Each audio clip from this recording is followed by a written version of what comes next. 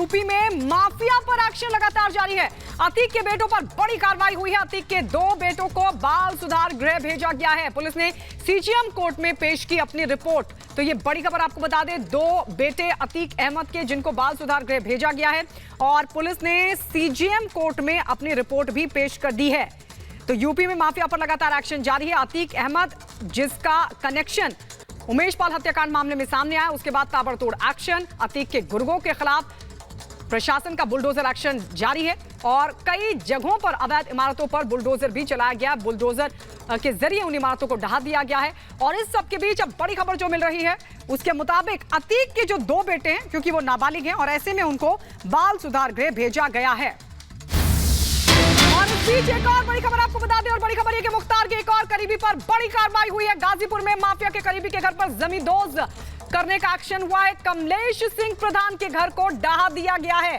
तो ये बड़ी खबर आपको बता दें, बड़ी खबर मुख्तार अंसारी से जुड़ी मिल रही है और लगातार जो एक्शन है वो किया जा रहा है। मुख्तार के एक और करीबी पर बड़ी कार्रवाई यूपी प्रशासन की तरफ से। गाजीपुर में माफिया के करीबी के घर को जमींदोज कर दिया गया है। बताया जा रहा है ये करीबी कमलेश सिंह प्रधान है जिसके घर को ढहा दिया गया है। तो जो माफिया है उनको मिट्टी में मिलाने का काम लगातार सरकार की तरफ से हो रहा है। और खुद सदन में मुख्यमंत्री योगी आदित्यनाथ ने साफ किया था कि माफिया बचेंगे नहीं और तभी से लगातार ताबड़तोड़ एक्शन में। तस्वीर हम आपको एक्सक्लूसिवली दिखा रहे हैं किस तरीके से कमलेश सिंह प्रधान की अवैध संपत्ति को ढहा दिया गया, ध्वस्त कर दिया गया। मुख्तार का एक करीबी बताया जा रहा है गाजीपुर में इसका जो घर था, जो संपत्ति थी, उसको जमींदोज कर दिया गया। ये देखिए किस तरीके से जेसीबी के जरिए इस मकान को तोड़ दिया गया। कमलेश सिंह प्रधान का यह मकान जो कि मुख्तार अंसारी का बेहद करीबी बताया जाता है और उसके खिलाफ ये बड़ा एक्शन सरकार की तरफ से लिया गया, प्रशासन की तरफ से लिया गया। उसकी अवैध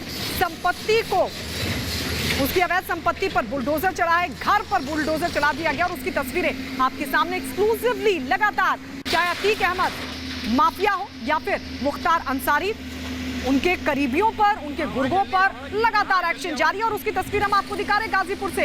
ये गाजीपुर की तस्वीरें जहां पर मुख्तार गैंग पर ये एक्शन हुआ है।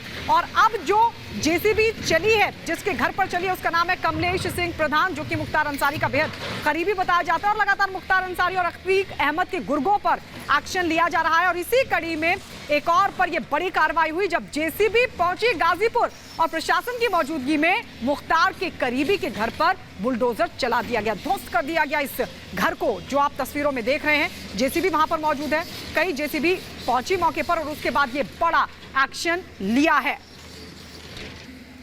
आपको बता दें कि प्रयागराज में उमेश पाल हत्याकांड मामले की अगर बात करें तो लगातार सरगर्मी इसको देखने को मिल रही है। पुलिस प्रशासन आरोपियों पर शिकंजा कसता जा रहा है और इस सब के बीच बुलडोजर एक्शन भी लगातार जारी है। वहीं एक नई जानकारी भी निकलकर सामने आ रही है, वो ये कि क्या 1 करोड़ की रंगदारी के लिए हुआ था उमेश का कत्ल और अतीक गैंग क्या उमेश की जमीन पर कब्जा करने की कोशिश कर रहा था, क्योंकि बहुत बड़ा खुलासा हुआ है।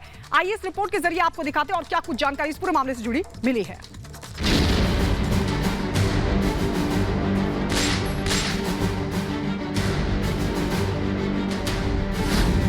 उमेश हत्याकांड की इनसाइड स्टोरी।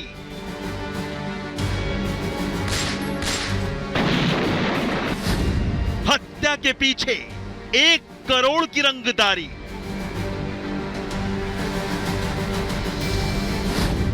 धमकी के बाद गोली और बमबारी।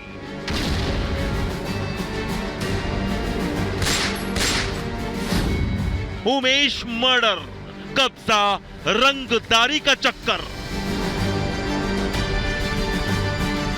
राजूपाल हत्याकांड के मुख्य गवाह उमेश पाल के सनसनीखेज कत्ल की पूरी कहानी परत दर परत धीरे धीरे बिल्कुल साफ होती जा रही है।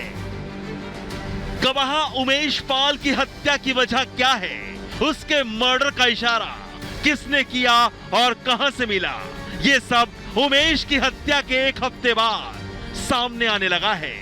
प्रयागराज पुलिस और एसटीएफ की तफ्तीश के तीर निशाने पर लग रहे हैं, क्योंकि उमेश पाल हत्याकांड में अब लगातार नए नए खुलासे हो रहे हैं। बताया जा रहा है